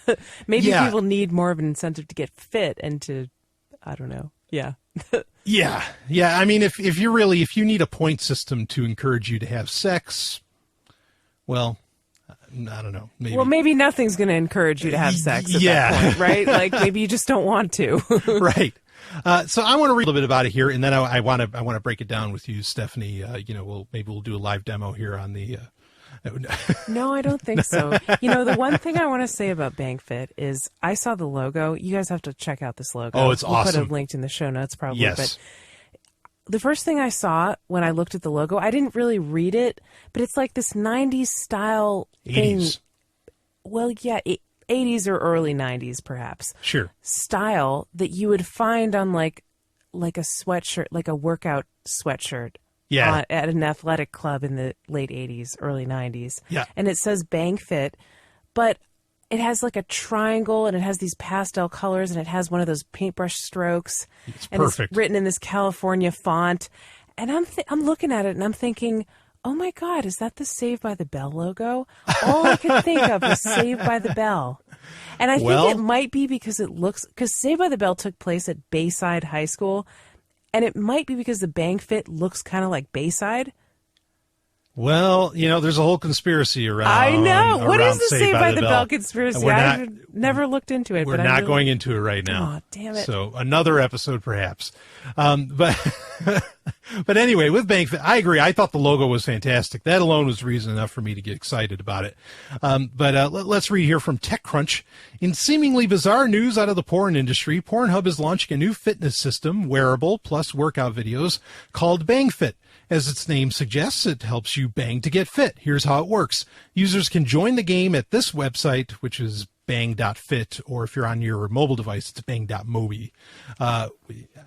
Don't ask me why, I've already memorized those, which will allow users to then sync the game to their phones. BangFit offers options for 1 player, 2 players, and 3 players. Now, I'm going to stop right there for a second. That's cool. I think that's fucking great. Yeah, I think that's cool. That it allows for 3 players. I mean, and maybe later they'll have like BangFit XL or BangFit Plus that allows for 6 to 8, to play. Like that could get really interesting. Well, it depends on what the game mechanics are, right? Right. Yeah. I mean, so pretty much, let me read a little bit more. Yeah, go ahead. But I do love the fact that it's 3-player. From there, you can choose your sexercise with information about how each position burns calories, man versus woman, over a 30-minute period. That's where the BangFit band comes into play. Users can pop their phone into the BangFit band, which is a belt worn by only one of the players, to measure their success in getting fit while getting busy. For now, Pornhub says the BangFit band is going to be available soon and that the software product is in beta. I tried to pair two phones with the web app and check it out, but the web app failed to recognize one of the two phones as paired. I also can't seem to figure out if this thing supports gay and lesbian couples. Yeah, that was my question. Yeah, I've looked a little bit into this, and the answer is yes. It does. So, anyway, that said, this is a fun marketing stunt for Pornhub. The company has an early foothold in VR and is wont to pull fun tech-related marketing stunts like an emoji porn texting service, which is another thing. But Pornhub VR, we talked about that on Sex and Science Hour. We did, yeah, we tested it. Yeah, we fully tested that out, and that was an interesting experience, right? I mean, could you rehash your experience with that quickly? Sure. I was crossing my eyes with my phone stuck to my face, your phone stuck to my face. Yep. And I saw a giant woman coming out of a bathtub, yep, acting like she was talking with me on Skype. Looking at you. Her boyfriend fucked her. Right. Yeah, so that was the deal, and it is what it is. I mean, it wasn't like immersive. It was kind of 180 degrees, 190. I mean, it was okay. I just, I wasn't that super... It's not something I would want to do regularly, but then again, I don't really watch porn regularly anyway, so yeah, so that's now, why. Right. Now, this is what you do with BangFit. You watch porn. You have to watch porn. Like you're watching porn and you're kind of like you're sort of you're sort of mimicking the porn. Oh. And so they're like that's kind of how they giving you keep track. exercises to do. Yeah, kind of. Yeah, I mean, and there's specific porn, just like with the VR app. Like it's not every app. You can't watch everything in VR. Mm-hmm. This, you follow along, and it kind of uses the accelerometer in your phone to, based upon thrusts that you do. So if you're going to do a lesbian style, obviously you're going to need some kind of a strap on, which, well, that's pretty heteronormative, isn't it? Kind of, unless I didn't see any like grinding videos. There's quite a bit of thrusting going on, even when you're not using a strap on. Take it from me. Well, there you go. Heard it from a professional. You can thrust with your fingers. They always like move their hips around too, Yeah. No, that's true. So, I mean, how do you feel about this? Like, I mean, what do you think? I'm still stuck on the logo, really. Yeah. I don't think this would be something that I would use because I just don't care. Yeah, I mean, there's a chance. I have other ways of working out that aren't very sexual in nature, right. And I kind of prefer to keep it separate. Yeah, I mean, there's a chance that it's just a giant marketing gimmick. It is. I think it's totally a marketing gimmick. Yeah. I mean, it might be fun to try it like once, but I mean, I seriously don't think that combining sex and workout together is good for either. Like, you're not going to accomplish either one. It's almost like multitasking. As someone that has worked out with women in the nude. Yeah. Who would those women be? Yeah, well. I think I have an idea. Yeah. I can say it's very distracting to. Yeah, that's what I'm saying. Yeah. Like, you don't really get sex, but you don't get a good workout either. Yeah, I mean, sex is a great workout, and obviously you don't need to gamify it. You don't need to connect your phone to it. When I'm having just sex, get a good I sweat. don't want to think about like how many calories I'm burning, Right. and I don't want to try to reach goals. Like, right. When I'm working out, I do want to try to reach goals and get a personal record or whatever. But when I'm having sex, no, I just want to focus on the sex. Yeah, I don't care how many calories it burns. See, now here's what I would do. I would switch this up a bit. I would make use of the microphone, even though this would freak people out. And understandably, I would make use of like the microphone or maybe even the camera. I would make like a Pornhub app that helps you make your own porn or like rates the naughty level of what you say. Like a dirty talking app. That tells like something you how good like you did. Yeah. Like I think that actually like an app that taught people perhaps how to, or not taught. I don't know. I'll just say it. That taught people how to talk dirty better, perhaps. Mm-hmm. I think that'd be very useful. Yeah. I can see does that. That exist? It probably could exist easily. If it doesn't, Pornhub, give me a call. Here's dirty talking in a nutshell. You can narrate what you're doing, right? In a sexy way. You can talk about what you're going to do. Yes. And you can talk about what you just did. Yeah. Yeah, but I mean, like, there's phrases you can use, there's names you can use for each other. There's all kinds of things I think that you can add in to dirty talk. Yeah, I mean, honestly, this is just a personal preference. Sure. But like when you start getting into the like daddy shit, like that's weird. Yeah, I don't care I'm for not that. into that at No. all. No. Not in the sexual connotation. I don't care for that. Yeah. I know people that say it's like, oh, I'm the big daddy. Like just saying that they're like the champ or something. Like, and it's like, okay, that's fine. But in the bedroom, no, it gets strange. Yeah, but I could see that. I mean, like if it actually showed you kind of more how to, I don't know, if it was a teaching app. What was that app that taught you how to play with a clit? OMG, yes. OMG, yes. Mm-hmm. Like, that's great. That kind of thing is wonderful. Oh, yeah. That's cool. Yeah.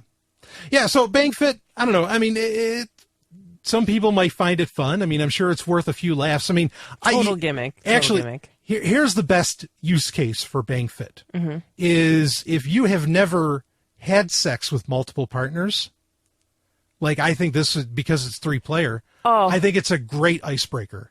Like, because it turns it into a little bit of a comedy at first, and then, and then you can actually start having fun. Okay, but if you're having a threesome, you got enough on your mind. The last thing you want to worry about is how many calories you're burning and connecting your phones to the Bluetooth before you start. All right. Yeah, no, well, that's true. That could become a pain in the ass. You're dead right about that. But I'm just saying that, like, sometimes, like, I remember listening to guys saying, it's like, well, how do you turn a party like that you don't intend, that nobody's intending to be sexual? Like, how could you make it like into something sexual? Like one of the quote unquote tricks is to like, turn on some porn, and then like start getting people randy. You know what I mean? Yeah, that's one thing that people do. Alcohol is another. Right. It's brought out. As to where, like, you could say, hey, why don't we try this out? And then, like, do it as a joke at first, and then who knows where it ends up. I don't know. Let us Bang.fit. know if you have success with that. Okay, another live read. Hey. Oh. Yeah. So for this live read, all I want to, Stephanie, while you're here, of course, people can find you at smvoice.info. Yes. If they want to hire you for voice work. Well, I'm going to just do a little mix. I'm kind of doing a hot take here. All right. And you have a ton of, do you have a lot of audiobooks coming out? I have a ton of audiobooks. I do a couple a month at least. So I'm on audible.com. You can search for me. I'm Stephanie Murphy. You might like some of my Bitcoin books. You might like some of my science books, including Ending Aging, how to end aging in our lifetime. It's a great read. And you might like some of my lesbian romance books. There we go. That's those. Another thing you could play French if you want lessons. to. Yeah, before you break out the BangFit. That's how I got Hadley's voice. I had to practice my French accent. I love it. So anyway, if you want to check out more about Stephanie, of course, go to smvoice.info look her up on Audible. And I think that covers it. Let's get back to Sovryn Tech. Pixel says it should be this panel. We need to hack into the control center to shut down all of those assassin bots. Well, you're the android. Can't you just jack in? Oui, but the way I connect is more like a jack off. Was that a joke? Hacking is no joke. Directly connecting certainly beats doing it with the keyboard. You're notorious for your love of cyber sex. Okay, now that was a joke. Just get hacking. A quick hack solves everything. Hacksack. It is time for Hacksack. Oh, there it is, live. Hacksack. Absolutely. Cybersex, that's...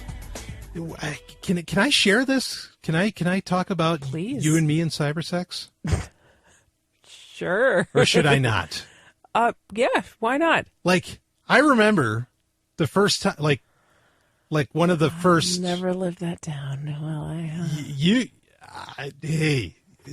we had cybersex, and oh boy, I mean, I had a great time, but I know you leave it at that. Yeah, you certainly expressed it started having a great innocently time. enough, Yeah, the conversation wasn't even messages. going there, and it was just there was a few. I love cybersex. Yeah, me too. I love it too. Yeah, I mean the things that you can make happen, and yeah. Yeah, I've All been right. doing it for over a decade. And remember AOL Messenger? You used to go course. on and see who was on your buddy list, and that was online. Yeah, that was Yeah, or ICQ was a big one. Used to use that for Yeah, that sort of I never thing. quite got into it, but I did. I was on some of those alt mailing lists, like alt dot whatever. On Usenet? Alt.sex.erotica. Yeah, Usenet. That's Fuck right. yeah. Yeah. Oh, that's hot. I love Usenet. Big fan. Yeah, What so can I say? I'm pretty special. you are special. Cybersex, wonderful thing. People do not do it enough. It is still just as, it's like, it's an interactive story. That's really, it's interactive erotica.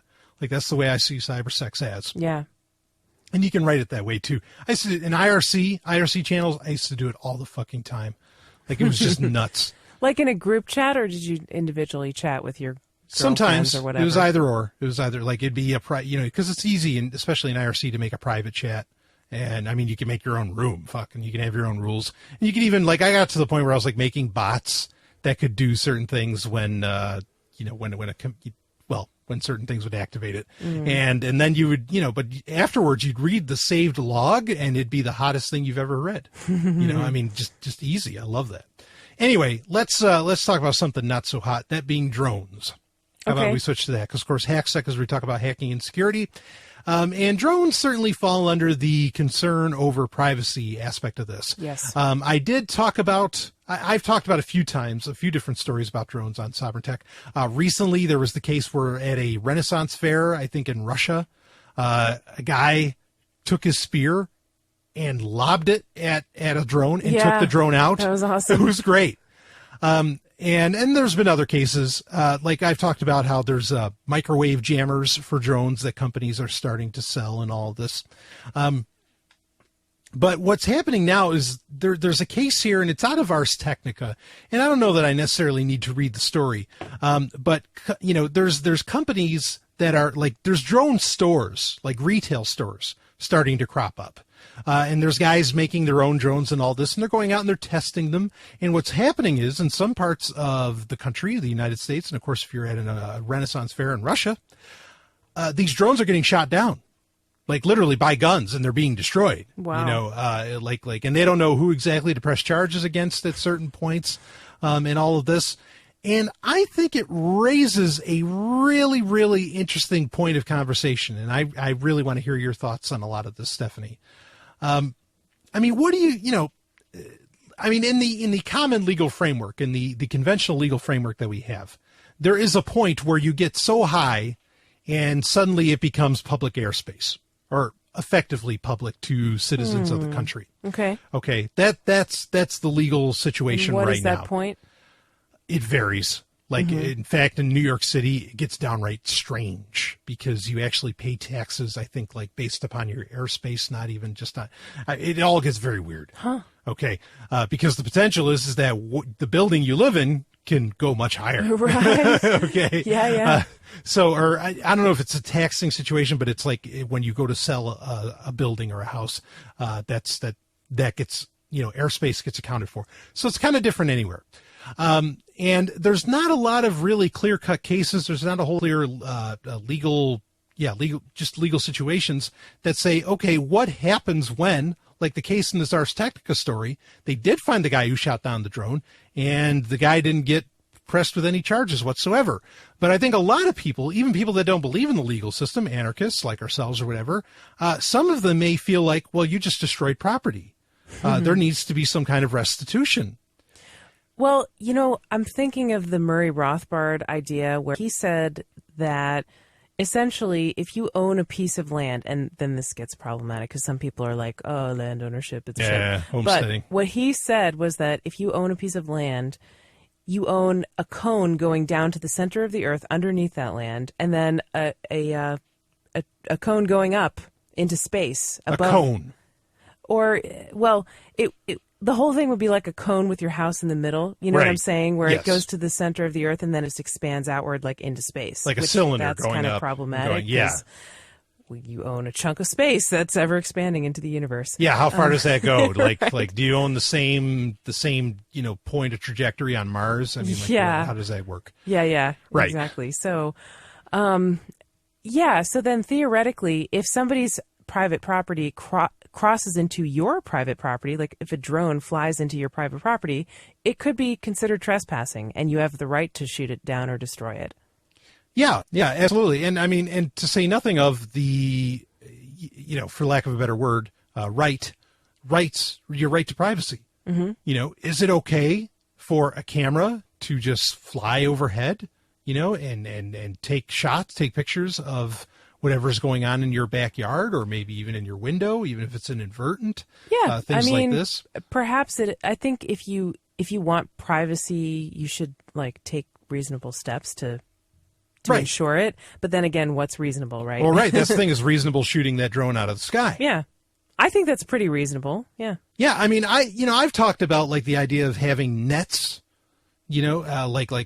something that can take it down without perhaps destroying it. Mm-hmm. Or using the microwave jamming. That's another, interesting way of taking something down without destroying it. Mm-hmm. I think this is a real problem. This is going to be something that's really going to be discussed. I mean, when you are walking down the street, of course, you have very little control, and you have no reasonable expectation of privacy when you do that.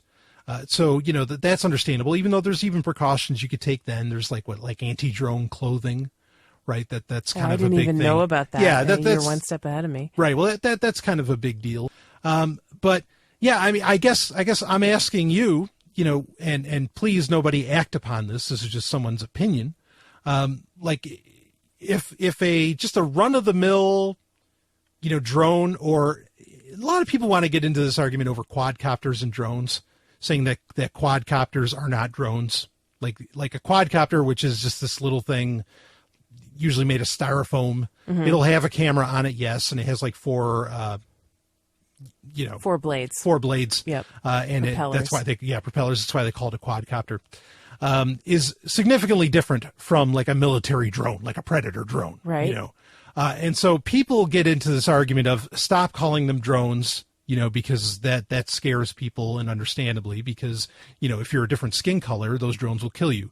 And so, so I know there's that argument, but quadcopters and drones /drones, if one is clearly flying overhead, I mean, can you shoot that out of the sky? Where does it become different from an animal, perhaps? Because I don't think anybody would say that you can't, say there's a gopher, eating up your golf course. Yeah, it's a little pain in the ass. You can trap it with a mouse trap. Right, or whatever. Something, yeah. Or you could shoot it or blow it up with dynamite, like in Caddyshack. Yeah, I mean, if somebody, think about it this way, if you own something like a boat or an airplane and you fly it around, you might encounter all kinds of things that could damage it. You don't have any expectation that your thing, your toy is going to be perfectly intact and undamaged if you use it. Right. Right. So it's the same thing for a drone. It's a hazard of operating a drone. It could get shot down. A flock of birds could fly into it. It could get shit on by a bird, Yeah. In fact, it probably will.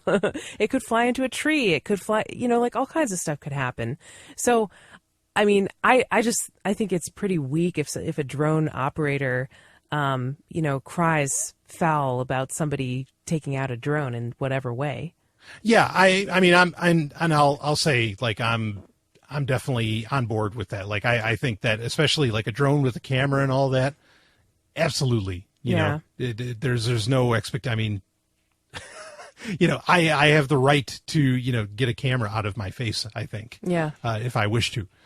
So not that I'm one for guns. I don't care for that sort of thing. And I'm not one for violence in general. That's why I say I'd much rather have microwave jammers or some kind of net system that can actually, take it down to where it's not damaged as well. Mm-hmm. So yeah, I think that's fair. To say a lot of that. Maybe people will have different opinions, and of course they can email me and and describe those. But do you think I want to ask this, and I have another point I want to get to, but I want to ask, what is, I don't know, what is people's obsession with videotaping and taking pictures of everything? That's a good question. I'm kind of going off left field. But to a certain extent, maybe it's just because you can. Yeah. I know people want to take pictures of their kids because kids grow up and change so fast. Right. They want to have a record of it. I don't know, a lot of us grow up being told that we should document everything just in case we need it. It's almost like hoarding stuff. It's like, oh, you might need footage of that. It might come in handy at some point, right? We might as well document it. But part of it's also just a surveillance society. Like, that's our culture now. Yeah. It's become normal to know what's going on with everybody at all times, or at least have some record that you could look back at. To a certain extent, we end up documenting a lot of stuff anyway. Like, I don't keep a diary or anything, but I'm pretty sure if I looked back through my email, through all my social media accounts, through everything, like through my receipts, my purchases, my credit card statements, I could pretty much reconstruct what I did a lot of days. Sure. You know? Yeah, I feel like, and I don't think there's anything necessarily wrong with like wanting to, with wanting to take selfies or wanting to do this and that, whatever, and video record things and all that. It's interesting. I almost kind of feel like people just want to like offload. Like, I wonder if the obsession with, like, there was a point where pictures were exciting because a lot of people hadn't really seen themselves before. Yeah. I mean, yeah, it was rare that you would get a picture taken of right. you. That's not a problem any longer. And to some degree, like, I kind of wonder, people want to offload, like, just their thoughts on it. Like, I think that's why people like use Evernote and so many of these other things so much, is they just, it keeps them from having to remember it. But then, like, it becomes so much, like, you kind of end up with nothing. Like, it becomes a morass that you can't even navigate through. And so it's not even a memory anymore. Yeah. Oh, I think definitely when people get really focused on taking pictures and videos of everything, they definitely don't do the work to remember it and savor the moment and record it with their mind, so to speak, and enjoy and really experience the moment, right? To be present at that time. Yeah, exactly. So I worry about that. Yeah, I think that's maybe my biggest concern about the picture culture. Yeah, it's just that you're not in the moment if you're constantly focused on taking pictures or of it. Flying a drone to do all that work. I mean, is that why people fly drones? I think most people fly those devices for other reasons, I would think. No, there's They're a not huge taking pictures of their picnic or barbecue, really, are they? No, I mean, there's a whole culture around this. Like, it's a big deal. There's a reason there's retail stores for this sort of thing, and I don't think it's because they're just marketing to photographers that take cool shots of weddings. Because I understand that. Like, I get it. But these, I don't understand. I don't get it. Like, what in the hell do you want these things to to do all this for? Like, it's cool. I remember there was these really small helicopters made out of styrofoam. They had little LiPo batteries in them. They could go for about 15 minutes. No cameras on them, nothing like that. But, you could like have fun by ramming them into each other. Oh, that does sound fun. Yeah, but like me and my friends, we'd actually be sitting there, and this is just a few years ago, and we would just be, kind of battling with these things, I guess you could say. And that's fun, but that's a completely different thing. And I don't think anybody would have any real issue with that sort of situation. It's when the camera becomes involved. And that's really, I wonder if kind of, I don't want to say the middle of the road, but I wonder if the real problem here isn't necessarily privacy. Like like we both said, I think it's cool if people, or it's not cool.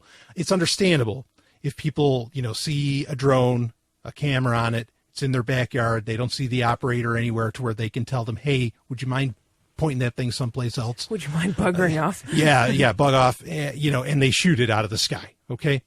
I think the problem is that people know that there is potentially repercussions for what that camera records, and legal repercussions, jail time perhaps, something like this. I mean, and I think that might be the real fear. That might be the real concern. Not so much the privacy, because, you can appreciate that. Okay, this drone will fly by and it's done, it's gone, it's all over. You know what I mean?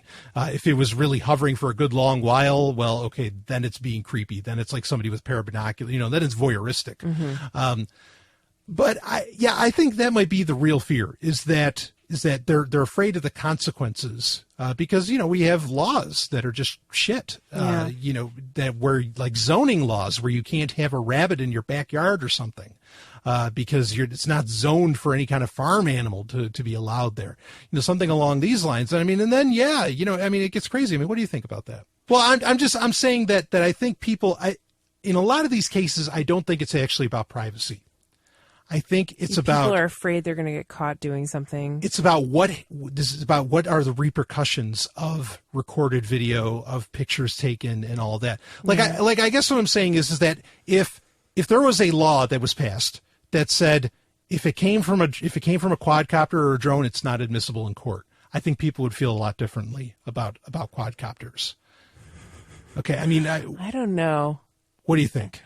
Yeah, I don't know, because sometimes the consequences aren't like legal consequences. Sometimes they're it's like, social. Right. It's like leaked nudes or something. Sure. That's embarrassing. Sure. Even if there's no legal consequences. Right. Yeah, absolutely. Or it's only embarrassing because people make it embarrassing, because people shame those that have leaked nudes while simultaneously gawking at them and sharing them. You know? Yeah. So that's a big issue. But yeah, I mean, definitely, I think it's what can be done with those photos, right? People want to have control over the photos and documentation that they take of their life and their actions. And when it's a drone, you don't have control over that stuff, and it gets scary. It's a control issue. Maybe that's what it's all about. Well, that's my theory. Yeah. Fair enough. Anyway, I was intrigued that this guy didn't get sent to any fines or anything. The reviews are in, and Babylon 5's a winner. The New York Daily News says Babylon 5 could make Star Wars look like a walk in the park. The Chicago Sun-Times calls it a welcome addition to the sci-fi universe. Impressive, perfectly scaled for TV, raves the LA Times. And the Kansas City Star says Babylon 5 is one space station you're likely to want to visit frequently. See for yourself what everyone's talking about on Babylon 5. Babylon 5 is available for download on your favorite torrent site. See it now to experience the greatest show in television history, Babylon 5. Adelaide, why are we stopping? In the future, we have a custom. What's the custom? After a successful mission, a team usually is love, a ménage à trois, or orgy. Yeah, there's only two of us. I already contacted the others to come join us. I love women too. Whoa, Adelaide, you're beautiful, but you're an android. I am fully functional. I am programmed in multiple techniques, a broad variety of...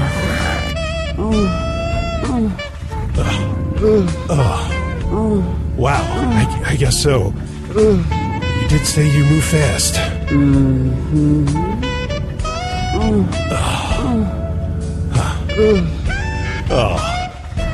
Adelaide, the future is going to be so good.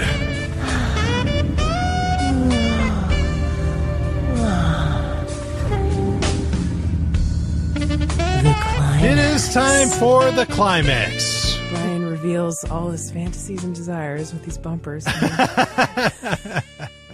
Wait till you hear of episode 200. Seem to involve a blowjob. Well, not always. Well, no, it's pretty actually much every one. It's almost always and sex with robots and zippers. Wow. Like, there's always the moment when he pulls out his dick when the zipper comes down and it's like, look, there's the dick. All right, let's be clear. The zipper sound is just like a universal, sound of, okay, shit's about to get busy. I mean, it's just... I know, it's just so over the top. It's funny. Yeah. I mean, like that... Your skits are cute. I like them. I appreciate that. Actually, people really do seem to love them. Yeah, they do. But yeah, that's why I always use a zipper. Like, that's why that always happens, because it's such an easy way to say, pants are coming off, without having to say a whole lot. Shit's getting real. Yeah. So, anyway. It's some... What's up? Oh, I'm just so tired. Yeah. It's getting really late. It's about 1 a.m. We're getting there. So, but that's all right. We're in the last segment. Into a pumpkin. Ooh, it's the climax. It's where we can talk about anything. And, it could be a topic, it could be a movie, TV show, comic book, a book. But we're going to talk about a TV show. In fact, it's a TV show that the lovely and hyper-intelligent Dr. Stephanie Murphy and I, which thank you for being on the show. Thank you for once having again. Me. And, we've been watching just recently. That's right. And it's something like, I know I heard a lot of other tech journalists talking about it, saying, how realistic it is to what's happening in their area and all this. And a lot of people kept saying to me, hey, you got to watch this show. You got to watch the show. And I never got around to it. I didn't care. And actually, if I knew it only went like 8 to 10 episodes per season, and it was only, they're in the middle of the third season right now, maybe I would have jumped on it sooner, because it wouldn't have been such a large time investment. Mm-hmm. But anyway, the show is Silicon Valley. Yes. Yeah. It's awesome. By Mike Judge. And, of course, Mike Judge also did King of the Hill, the amazing Beavis and Butthead, Office Space, Idiocracy, all of this. So brilliant guy. And yeah, it is a great show. And it is all about this company. Spoiler alert, by the way. It's all about making fun of Silicon Valley. Yeah, it's about making fun of Silicon Valley. It's about a company called Pied Piper. Yes. That creates this incredible compression algorithm. A startup. Yeah, it's a startup. And they end up in combating with a company named Hooli, which is Google. Obviously meant to be Google, even though at times they'll mention Google. Most of the times they won't mention Google. They will, like, what they'll do is they'll say Microsoft, Apple, and Hooli. Yeah. And I think that's sort of a subconscious way of saying to people, this is Google. Yeah. Well, I mean, I don't know why they must be afraid of getting sued by Google, but maybe. I guess they're not afraid of getting sued by other companies. I guess because they don't make fun of them as much. Yeah, I don't know. Well, they definitely do enough. Like, there's so much brand advertising in this show. Yeah. I somehow get the sense that, like, everybody in Silicon Valley is pitching into getting this made. I mean, you see Dell, Silicon Valley. you see Razer, you see HP, you see Apple, which in a lot of shows, they cover up the little Apple on the back of, like, Apple laptops, because... Yeah. Well, yeah. TechCrunch was in there too. Yep, TechCrunch, a whole bunch of different things. So I imagine they're getting all kinds of funding from all sorts of places. But this is a very popular show. Yeah. As I understand it. So it has to do with the main guy, Richard Hendricks. Yep. And he, his trials and becoming a company. He's living at an incubator, in quotes. Yeah. Which is really like his friend's house who smokes pot all day. Well, his friend, but like, was it Erlich Bachman? Yeah. Yeah. Who's like a really funny character, and he's like, he's just this goofy guy that takes himself way too seriously. Yeah. Yeah. I mean, well, what appeals to you about the show? It's so funny because, like, you can see them. The plot is basically they're taking this company from idea to startup and going through all the stages in between. Mm-hmm. And there's always shit that goes wrong and things that happen.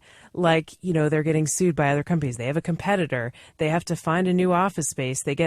Richard gets fired as the CEO and he gets replaced by a different CEO. They have they're trying to find investors, and they have a bunch of investors that are interested, and so they're negging their investors, and like Ehrlich puts his balls on the table, and then suddenly nobody wants to invest in them anymore because something out of their control happens, and then they're begging the investors to invest. Yeah. And it's like, it's so realistic and so funny. Yeah, I mean, and I love especially with the guy who's the head of Hooli.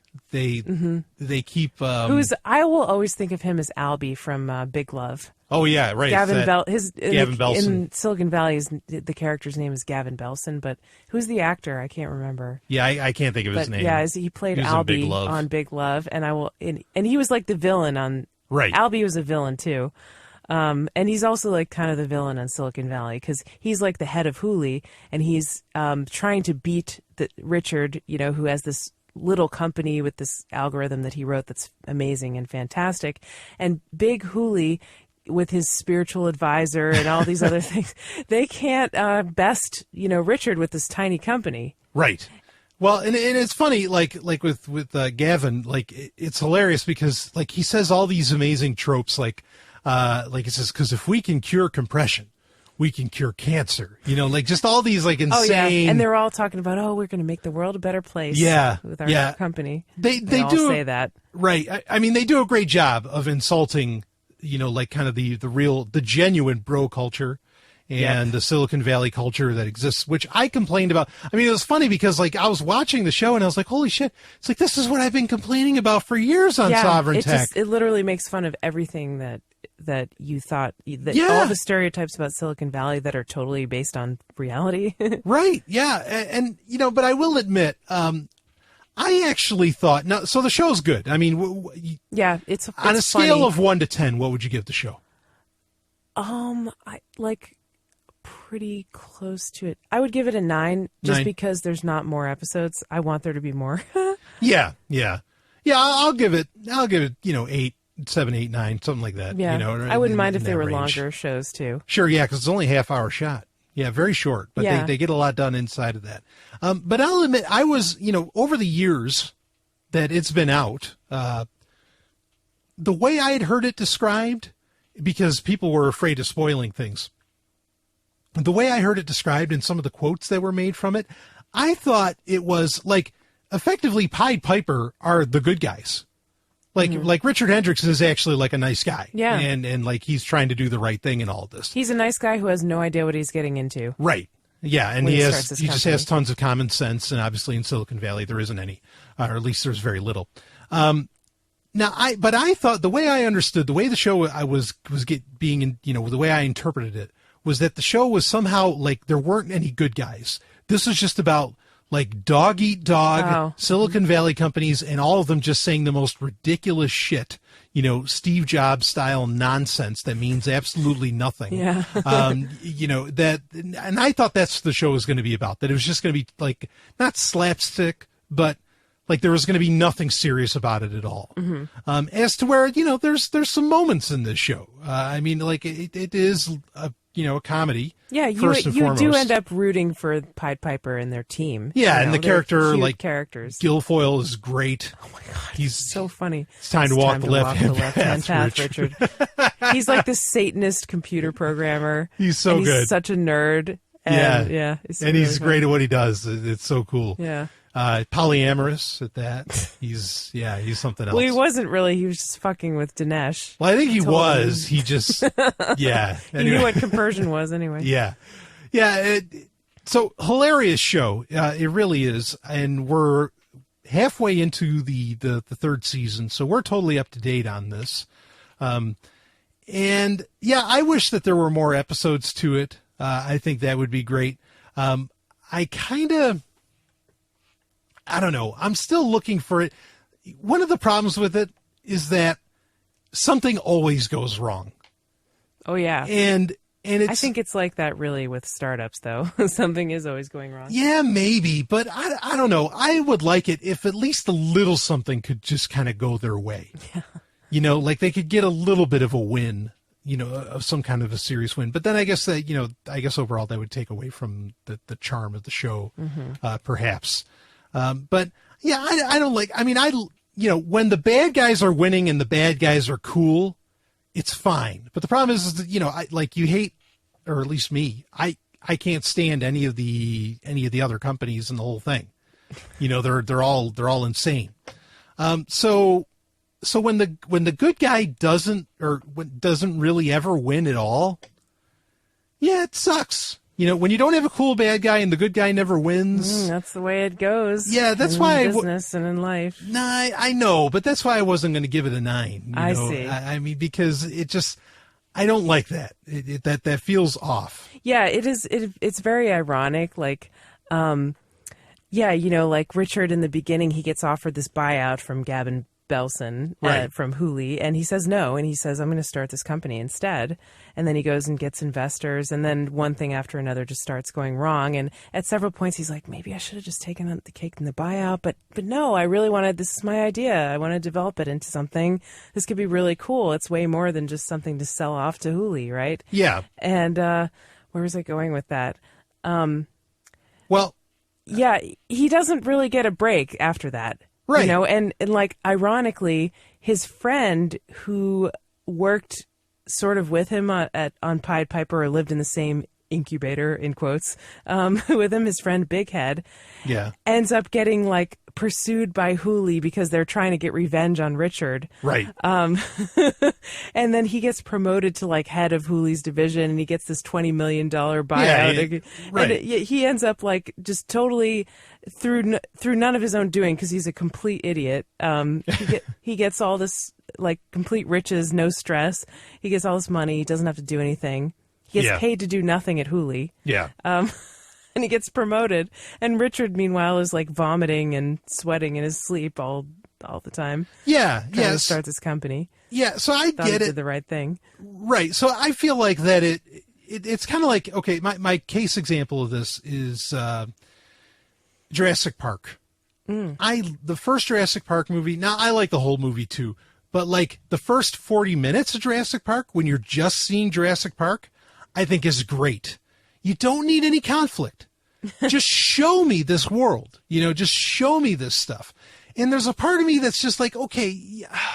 it's like, stop with all the conflict. Stop with, oh, you fucked this up and all this. Just show me the nonsense. Like, I just want to hear the crap verbiage. And I want to. So you think Silicon Valley could be like Jurassic Park, where it's like the dinosaurs, like you just want to see the world? Yeah, I just want to, like sometimes, some episodes, I just want to see it happening. And people say, well, but that's how it is there. No. If people were fucking up that much every day, there wouldn't be any companies left there. Okay. But these companies still do ridiculous things. It's just that they're completely outlandish, day-to-day processes. It's like, just show me that. And sometimes I'd like to see that instead of like constantly, oh, Pied Piper lost this. Oh, Pied Piper lost this. And, but then made it up here and all this stuff. Because that gets insane. So, I mean, that's my thoughts on it, but it's a great show. Like, it's very entertaining. It's so funny. Yeah, I really like that show. I mean, even if you're not into tech so much, if you're not so knee deep in it, you'll get it. You'll get it. It's very funny. Yeah. Now, interestingly, so you would say the same. You would agree with everything. Oh, yeah. Yeah. Speaking of Mike Judge, you're not a Beavis and Butthead fan. No, I never liked Beavis and Butthead. I get the cultural meaning of it, but I even tried to get into it. I used to watch it on MTV. Yeah. And I would just be like,